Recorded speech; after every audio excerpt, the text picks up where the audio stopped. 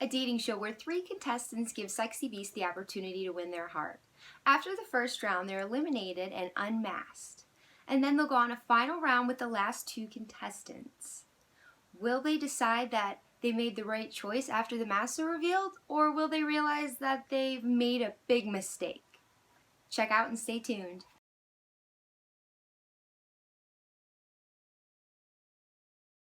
Rated TV 14, I give this show 3 out of 5 stars.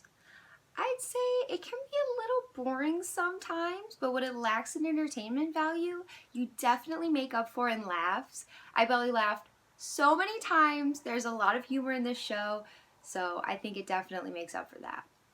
Holy crap, the costumes are incredible, so phenomenal. The crew just did absolutely amazing. Shout out to the makeup artists and the prosthetics and everyone who got that all together. It looked wonderful, and it had to be really tough to do. I can only imagine. So, shout out to them. They killed it. On Netflix only, as it's a Netflix original.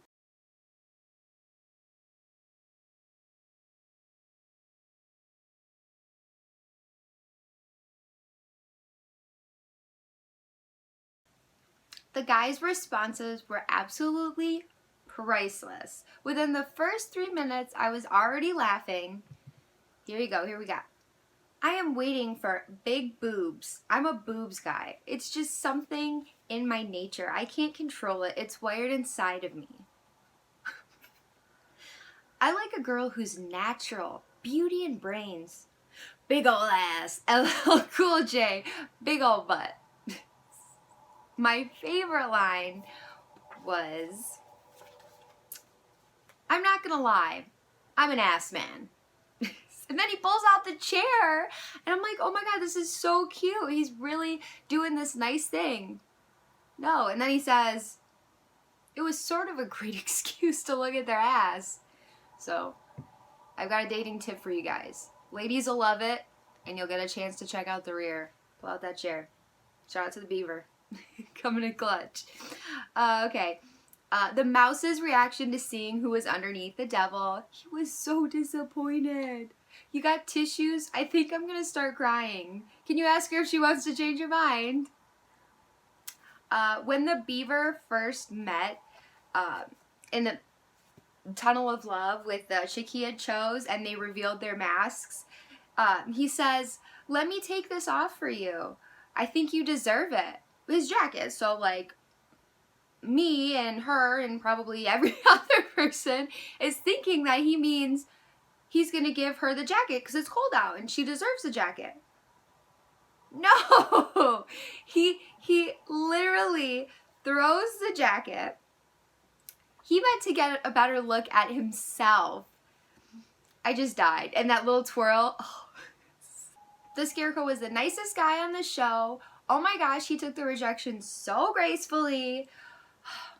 Especially compared to the mouse who got all pissed, or the man who got super excited to be eliminated. Oh, that would be so embarrassing. But back to the Scarecrow. He didn't want to look at her without the mask because, and I quote, he said, no, I don't need to know what she looks like. I was here for an emotional connection. If it's not there, the physical connection doesn't matter. Nicest guy on the show. He doesn't get picked. Oh my gosh. Oh, but back in reality, they've actually hung out a couple times, and I think that's very cool. So maybe she will get that cowboy connection. Rhino's last date was every girl's dream, snuggling in a horse-drawn carriage with a beautiful view, and then ending it with beer. My mans, that date is hard to beat. Wow, that was like spectacular. What could beat that? Seriously, what could beat that? That sounds great. Take me on a horse-drawn carriage and I want beer. Fuck the wine, I want beer.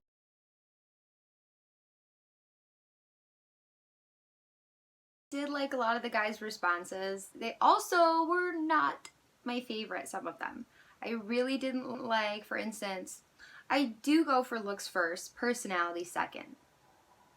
Or, there's a lot of temptations out there. I try to be loyal. You try to be loyal. What? ass first, personality second, and that ass, man, that ass, I let it go. The Greek god Archie was reaching for compliments, in my opinion, I thought. On that first date, I honestly have no idea why she picked him over the mouse. He seemed awful. Oh, from what I saw, I definitely would not have picked him. He also kept bringing the conversation back to himself. Like, she mentioned that she modeled, and then he was like, oh yeah, well, I modeled, and I'm just like, dude, like, is this like a date where you're getting to know this chick? Like, don't you want to ask her questions instead of like keep talking about yourself? Like, there's nothing wrong with talking about yourself, and like if something in the conversation gets brought to it, like go for it. But like, I don't know about like first time you meet someone, like keep bringing the conversation back to yourself. It seems a little bit narcissistic, but that's just me. That's just me. Oh, let's go to the poor ice sculpture guy. That third wheel had to have been so awkward, especially when she asked the hard-hitting questions. What would you do if I gained 300 pounds? Even a guy in a relationship would probably squirm and not know the answer or say the wrong answer. So to ask someone that you literally just met, oh my gosh, that poor guy. He just got hit with the hard-hitting questions, and then his response was just so much awkward silence. I don't know. Dude, I don't know either. I really did not like when the beaver said, if it doesn't work out, I'm definitely gonna hit up Tamika. Douche. And then the rhino bringing up sex kung fu? What is that? Maybe I'm missing out. Like, I've never heard of it. It sounds weird. I don't know why he kept bringing it up. Like, that was his thing. Sex kung fu. Watch out.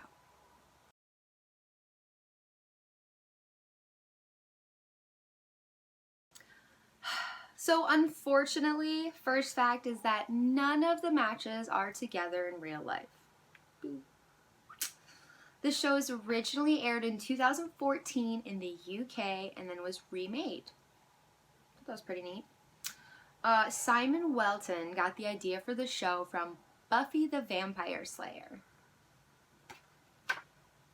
The show was located in Tudor Mansion, Knebworth House in UK Stevenage as the Residence Balmore House in Netflix The Crown. And I am so sorry. I know I had to have slaughtered that. I have no idea what the pronunciation is, so I'm sorry.